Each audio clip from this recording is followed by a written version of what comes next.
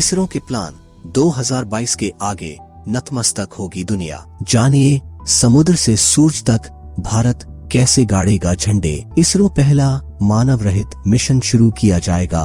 Superhit होगा भारत का अंतरिक्ष मिशन। मुझे और हर एक भारतीय को विश्वास है कि हमारा इसरो इस टारगेट को हासिल करने में सक्षम होंगे। अंतरिक्ष की दुनिया में भारत की धाक ना सिर्फ और ज्यादा बढ़ जाएगी, बल्कि सारी दुनिया भारतीय अंतरिक्ष एजेंसी के आगे नतमस्तक हो जाएगी। भारतीय अंतरिक्ष इंडस्ट्री के लिए एक नया इतिहास लिखा जाएगा। ज्ञात हो कि भारत से एकमात्र अंतरिक्ष यात्री राकेश शर्मा वर्ष 1984 में सोवियत रूस द्वारा अंतरिक्ष में भेजे गए थे। इसके पश्चात कोई अन्य भारत का नागरिक अंतरिक्ष में नहीं गया है। जो भी अन्य यात्री जैसे कल्पना चावला और सुनीता विलियम्स अंतरिक्ष में गए हैं, वे भारत के प्रतिनिधि के रूप में नहीं थे। ऐसे में ऐसा कोई देश जो वैश्विक शक्ति बनने की कामना रखता हो, किसी भी क्षेत्र में पीछे नहीं रह सकता।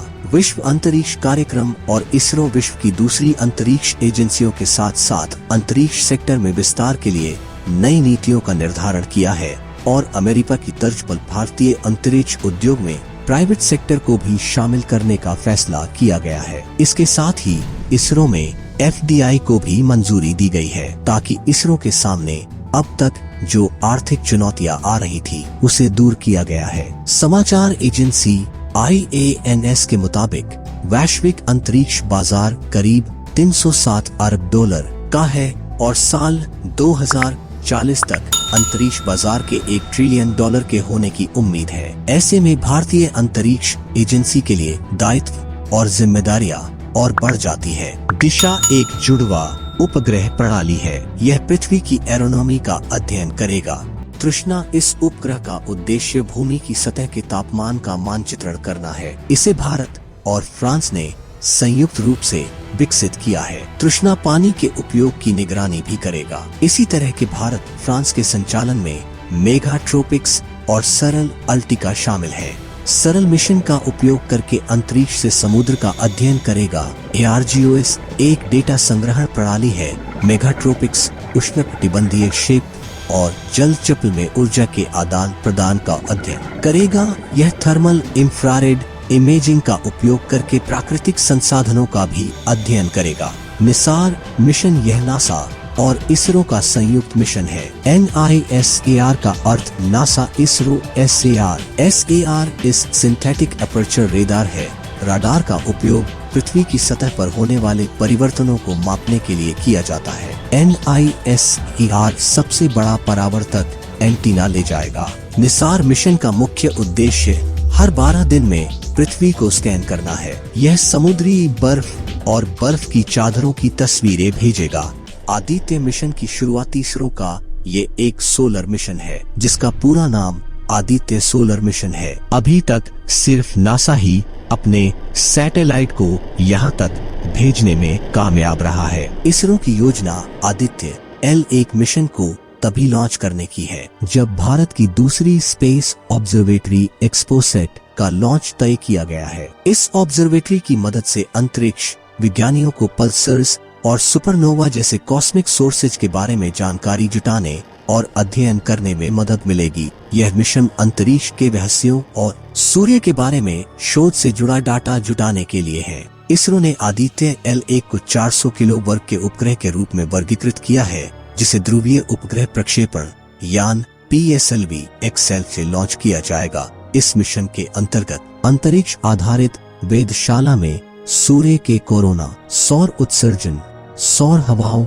और फ्लेयर्स तथा कोरोनल मास इजेक्शन का अध्ययन करने के लिए बोर्ड पर 7 पेलोड होंगे। ध्यातव्य है कि आदित्य L1 को सूर्य एवं पृथ्वी के बीच स्थित L1 लग्रांज बिंदु के निकट स्थापित किया जाएगा। आदित्य L1 मिशन के बारे में यह सूर्य का नजदीक से निरीक्षण करेगा और इसके वातावरण तथा चुंबकीय क्षेत्र के बारे में अध्ययन करेगा। सूर्य का अध्ययन क्यों महत्वपूर्ण है? पृथ्वी सहित हर ग्रह और सौरमंडल से परे एक्सोप्लैनेट्स विकसित होते हैं और यह विकास अपने मूल तारे द्वारा नियंत्रित होता है। सौर मौसम और वातावरण जो सूरज के अंदर और आसपास होने वाली प्रक्रियाओं से निर्धारित होता है, पूरे सोलर सिस्टम को प्रभावित करता है। सोलर सिस्टम पर पड़ने वाले प्रभाव उपग्रह की कक्षाओं को बदल सकते हैं या उनके जीवन को बाधित कर सकते हैं, या पृथ्वी पर इलेक्ट्रॉनिक संचार को बाधित कर सकते हैं या अन्य गड़बड़ी पैदा कर सकते हैं। इसलिए अंतरिक्ष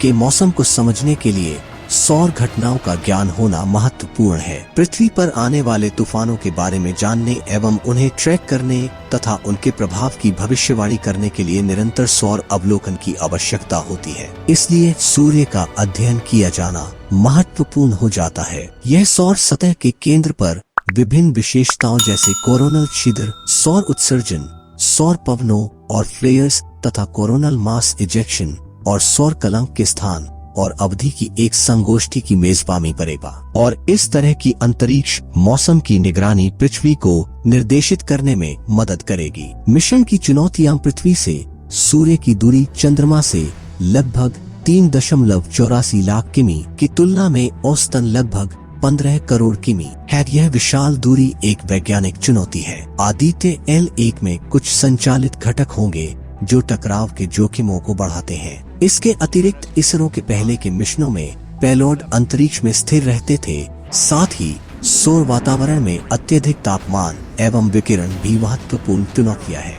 इसरो के गगनयान मिशन की लागत 9,023 करोड़ रुपए होने वाली है। इसरो के गगनयान मिशन का वैज्ञानिक उपलब्धि मिशन होने के अलावा देश के लिए रणनीतिक महत्व है। इसरो ने अब तक सैकड़ों सैटेलाइट्स को अंतरिक्ष में लॉन्च किया है, लेकिन अब गगनयान के जरिए 4 अंतरिक्ष यात्रियों को स्पेस में भेजने की तैयारी चल रही है। साथ ही चारों अंतरिक्ष यात्रियों को इसके लिए ट्रेनिंग दी गई है। इसरो का ये मिशन अगर कामयाब रहता है तो भारत, अमेरिका, चीन, रूस और जापान के क्लब में शामिल हो जाएगा। 7 दिनों तक पृथ्वी की करेंगे परिक्रमा। मिशन गगनयान के तहत अंतरिक्षयान में सवार होकर चारों एस्ट्रोनॉट्स 7 दिनों तक पृथ्वी की परिक्रमा करेंगे, फिर वो वापस धरती पर लौट आएंगे। इस दौरान 400 किलोमीटर की ऊंचाई पर अंतरिक्ष से जुड़ी जानकारियों को हासिल किया जाएगा ताकि भविष्य के मिशन के लिए दूसरे यानों को तैयार किया जा सके। इससे पहले चंद्रयान नाम का मिशन इसरो ने लॉन्च किया था, जिसके पहले फेस ने चंद्रमा की सतह से जुड़ी कई अहम जानकारियां भेजी है। गगनयान क्रायोजेनिक चरण, LIIO Vikas engine, service module, propulsion system और क्रू एस्केप सिस्टम मोटर्स के लिए परीक्षण जारी है। अंतरिक्ष यात्रियों ने अंतरिक्ष उड़ान प्रशिक्षण पूरा कर लिया है। पैराशूट ड्रॉप टेस्ट शुरू हो गया है। भारत का गगनयान मिशन पृथ्वी की निचली कक्षा में भेजे जाएंगे। अंतरिक्ष यात्री पृथ्वी से 300-400 किमी की ऊंचाई पर निम्न भू कक्षा में पृथ्वी का चक्कर लगाएगा।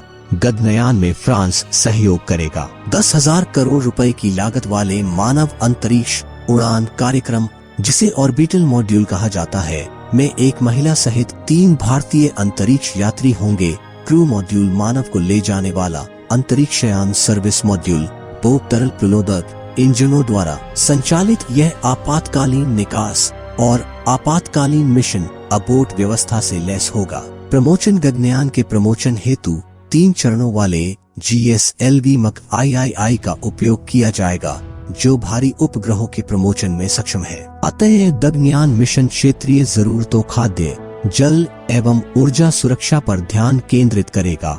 फिर चांद पर रखेंगे कदम। चंद्रयान 3 तैयार है। लॉन्चिंग। इसरो ने कम बजट में कई हैरतअंगेज मिशंस अंतरिक्ष में भेजे हैं। फिर चाहे बात आप मंगलयान की करें या चंद्रयान की, हमारे चंद्रयान ने ही सर्वप्रथम चांद की सतह पर पानी की मौजूदगी के बारे में पता लगाया था। यही नहीं, मात्र 450 करोड़ की रकम में इसरो ने मंगलयान जैसे जटिल मिशन को सफलतापूर्वक अंजाम दिया। यही एक बड़ा कारण है जिसके चलते देश दुनिया में इसरो का नाम सम्मान के साथ लिया जाता है। चंद्रयान 3 बहुत कुछ चंद्रयान 2 जैसा ही होगा, मगर इसमें कोई ऑर्बिटर नहीं होगा। जो ऑर्बिटर चंद्रयान 2 में था, उसी का इस्तेमाल चंद्रयान 3 के लिए भी किया जाएगा। यह करने के लिए उसे चंद्रयान 3 को पृथ्वी और चांद का कम चक्कर लगा।